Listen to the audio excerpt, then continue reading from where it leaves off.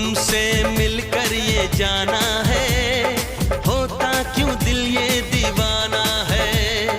तय कर लिया तुम्हें पाना है, क्या प्यार है ये दिखाना है।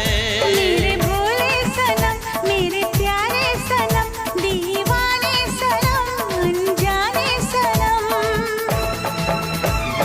बोले मेरा कंगना धीरे धीरे, बोले मेरी पायल धीरे धीरे।